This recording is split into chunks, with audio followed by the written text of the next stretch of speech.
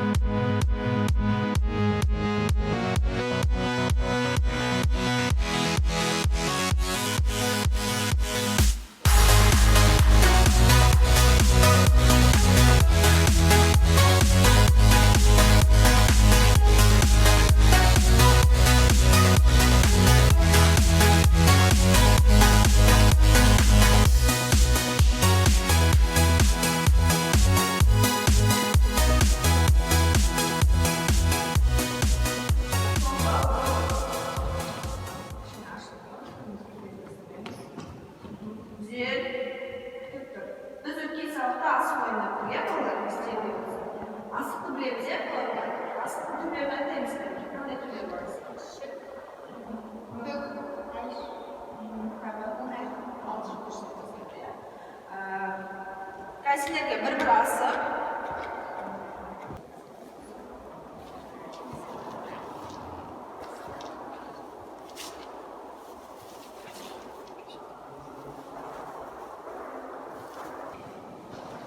Және сендер 5-ші сыныбы оқыған кезде қазандық ойынын ойнадыңдар, ол кезінде басын білесіңдер қазандықтың. Қазандық ойынында қандай нелер қолданылады? Таяқша, доп, қазандық, білеміз. Қазандық ойыны қандай спорттық түрлерге ұқсас келеді? Сосын гольф. Қазір сендерге жаттығу барысында, ойын барысында қалай іске асатынын оны барып көрсетемін. Келеміз қазір саппен.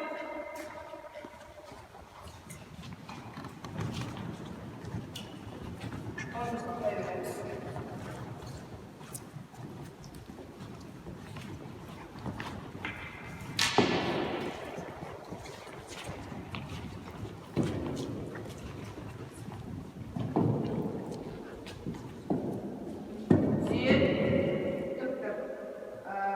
Жасыл таяқшы және көк таяқшы үстінде асық берілген. Жасыл таяқшалықтар және асық қолдарында барлар екі қадам басамыз. 1, 2.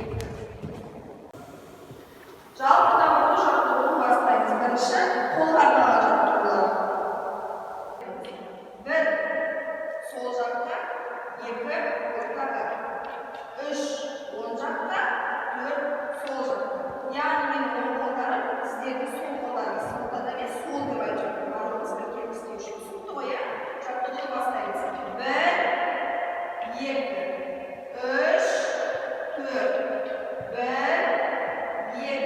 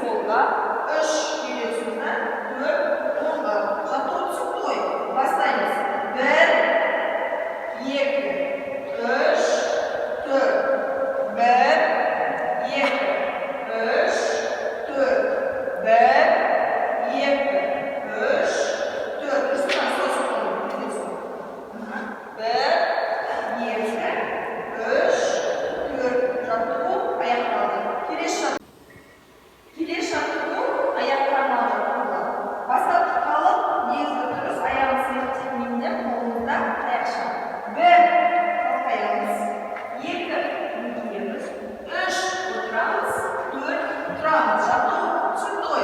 Бір керекті бір қалыпта жұмыс жасаймыз. Жаттығуды бастаймыз. 1, 2, 3, 4. 1, 2, 3, 4. 1, 2, 3, 4. Жаттығу аяқталды. Екілер кері айнал. Орнымызда 1, 2. Екілер кері айнал. Тізер, түк-түк. Кәне реттесін білеміз. Бірімізге жақындап, саңды дұрыстаймыз. Қарайсыңдар. Оқушылар жаңа тақырыпты бастамас бұрын біздің тақтамызға назар аударайық, иә? Сол үшін тақтаның жанына жақындаймыз. Оңға бұрыл, саппен жүреміз.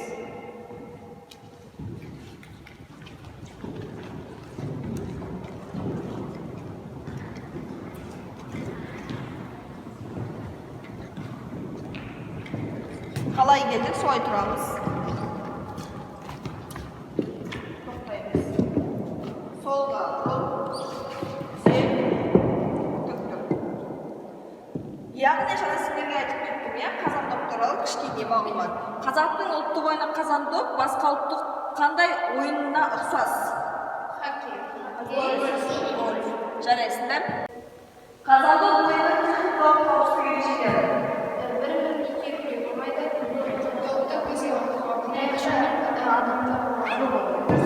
Үшінші, бос кезінде әрқашыққа қаншалық сақтау керек. Яғни бұл ойынның түсіндіріледі. Сол кезінде түсінесіңдер. Таяқшаны дұрыс ұстау техникасын қаншалықты меңгердіңдер. Және осы сұрақтарды сабақтың соңында жауап бересіңдер. Түсінікті ғой, иә? Яғни бүгінгі сабақта меңгеретін сөздіктерін қазандоп, қазандық, ұяшық, басқа айқы таяқша, орташа доп. Қазандық пен ұяшық көріп тұрсыңдар. Қазір ойын кезінде қалай қолдану керек, қалай жұмыс жасаймыз, бәрін түсіндіремін. Мынау сіздердің қолдарындағы жаттығу жасаған басқа айқы таяқша, мынау шағын доп. Түсінікті ғой? Иә. Ойын ережесінің негізгі қауіпсіздік ережелері: жаттығу орындау барысында бір-біріне кедергі келтірмеу, қазандоп ойыны кезінде таяқшаны өте жоғары көтермеу, себебі таяқшаның басы қайқы қатты тиіп кетуі мүмкін. Қазандоп ойыны кезінде арақашықты сақтап, ойын ережесімен ойнау. Оқушылар, кішкене жинақталыңдар. Қазір сендерге видео жазбамен қазандоп ойыны туралы толық мағлұмат беріледі. Соны мұқият тыңдаймыз. Түсінікті ғой, иә? Иә. Қазандоп қыздың ойынының орны. Қыс уақытында мұздың үстінде, ал жазда тақыр алаңдарда ойнауға болады. Үлкен дөңгелек шеңбер садығы дәл ортасынан тереңдігі 10 сантиметрдей шұңқыр қазады. Бұл қазаны шұңқыр ойында жүргізушілер қазан шұңқырының сыртындағы шеңбердің ойымен аралығы 2 шарметрдей қашықтықта өздерінің кішкене ұяң қазады да таяқтарының ұшын соған тіреп тұрады. Қыздың ойынының шегірі қысы қалың, шығыс пен солтүстік облыстарда қыста ойнатылады және ойынға кішкене доп пайдаланылады. Ертеде оны ұшқат ағашының безінен ойын жасайтын болған. Сол кішкене допты қыздық деп атайды. Құралдары: басы қайқы қақпа таяғы және барлығына ортақ добы болуы керек. Үлкендік орташа доп пайдаланылады. Барысы ойында 5-6 ойыншы ойнай береді. Әр ойыншы өзінің ұзындығы 1,5 метрге жуық ұшы қайқылы таяқ әзірлейді. Шеребе бойынша бір ойыншы доп ойнаушы болады. Оқушылар, түсінікті ғой, иә? Біз жазбамен түсіндірілген ойын ережелері. Қазір сол ойын ережелеріне сіздермен ойын ойнаймыз. Оқушылар, қазір сабақтың баяғысында дене жаттығуын бастаймыз. Ол үшін сіздерге бір доп беріледі.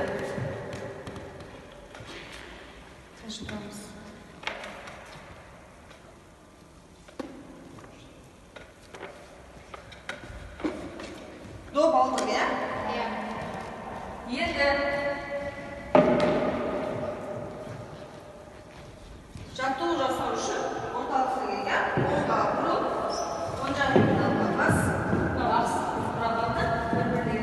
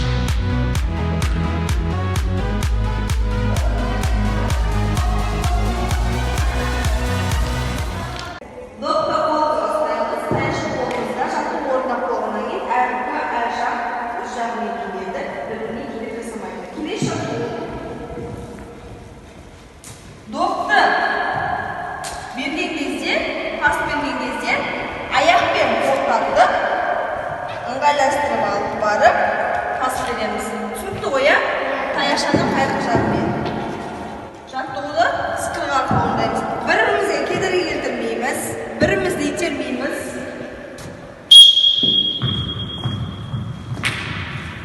Аяқпен ыңғайластырып алып аламыз. Жақындатып көзге қарай.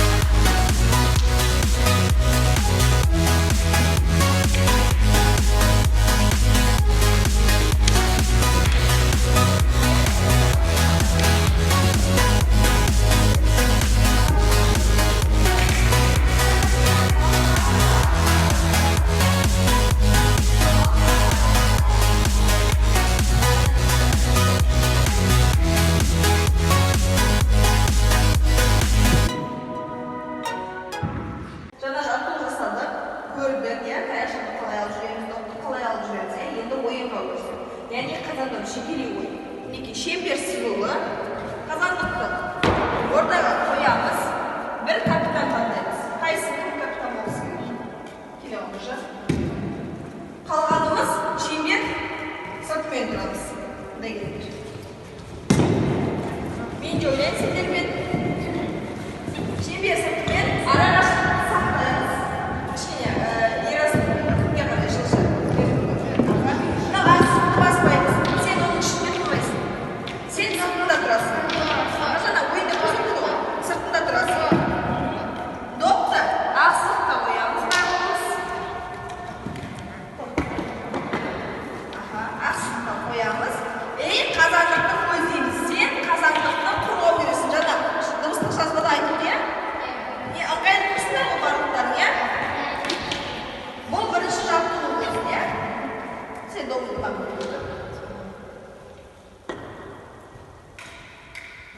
Кім допты салады, сол капитан болады. Бастаймыз. Алдайыр салды, иә? Алдайыр жарайсың. Алдайыр жарайсың. Нұржанмен алсаңыз алдайыр. Алдайыр тұрға қой. Қазандықты ұстап қоямыз. Білесің, алдайыры қорғау керек. Сықырға арқылы жұмыс жасаймыз, балалар.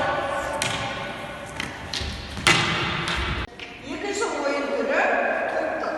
Яғни бір топ іште, бір топ сыртта. Топтарды қалай аяқталады?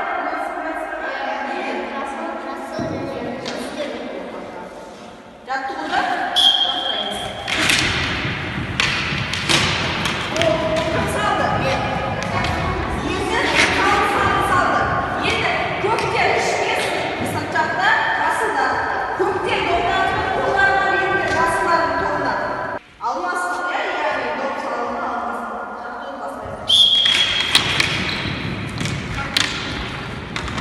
Жаттығуды бастаймыз.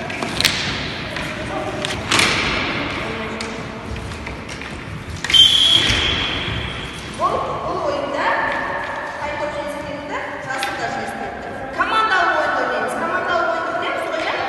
Екі топ, екі жаққа қазандық қойылады, капитан таңдалады, бір-бір ұяшық қорғаушы болады, шабуылшы болады, капитан болады, иә? Қазір сапқа тұрайық. Сен тұр. Оқушылар, жаңа сіздер көрдіңдер, иә? Мына жерде ойнаған екі ойын, жекелей және топты. Ол қандай ойын түріне ұқсайды? Гольфқа ұқсайды, иә? Бір орында тұрып, көздеп қазандыққа салу.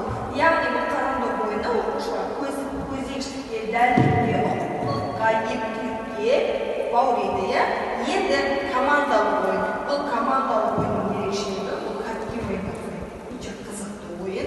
Және бұл бір ұжыммен жұмыс істеуге, командамен жұмыс істеуге, бір-бірімен байланысуға әсер етеді. Кәнекей, көк таяқшалы ажақке жасылдар. Өздерің таңдаймыз. Өзіміз оқушылар сендерде капитан таңдалды және ұяшық қорғаушы таңдалды. Ұяшық қорғаушы Абылай, Жантуар, сендерге капитан шақырылады. Ортаға капитан келеміз. Мінекей, қазір кім ойынды бастайды, соны асық ойынның мен белгілейміз, иә? жасаймыз. Себебі өткен сабақта біз асық ойын өткенбіз. Қайсысын таңдайсыз? Ш? Бүк. Аха, көреміз. Бүк. Жасылдар тобы бастайды. Топты бере ғой. 5 минут ойнаймыз. 5 минутта. Жаңа бірінші ойында жасылдар тобы жерде әзірше есеп 1-4. Көктен жылдамдатамыз. Жасылдар көтеруге тырысамыз. Жасылдар көтеруге беріліп қоймаңдар. Бұнда қауіпсіздік ережесін сақтаймыз. Таяқшаны ұшын бір-бірімізді көздемейміз. Қатты итермейміз, теппейміз. Таяқпен бірімізді ұрмаймыз. Түсінікті ғой, иә?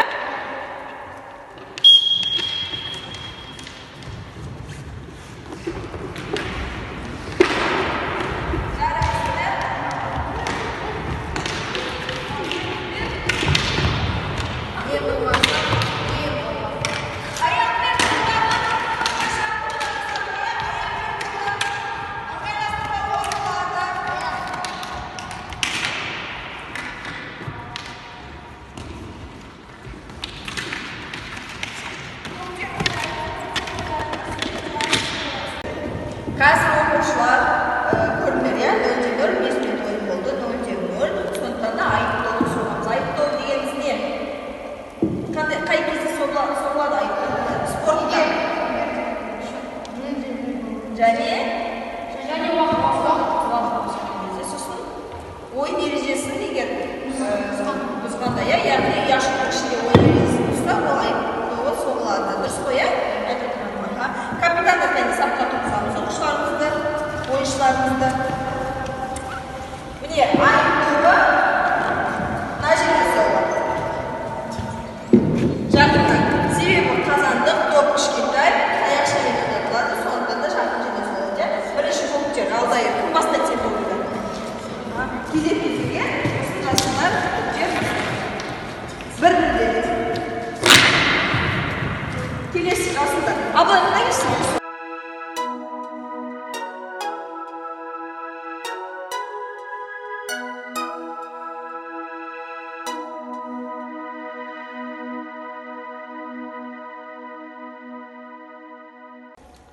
Оқушылар, сендердің қолдарыңа бүгінгі сабақтан алған бағаларын нестерді, неке аламыз. Неке. Мынандай барлар қолдарында мынандай белгі код, штрих-кодтары бардар. Несіндерде шығып жатыр.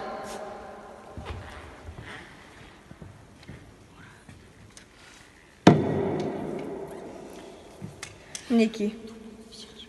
Жарайсын, яғни Алихан, Саят, Алдайыр, тағым деп берілді. Нұржан, Абылай жарайсын деді. Келесі бізде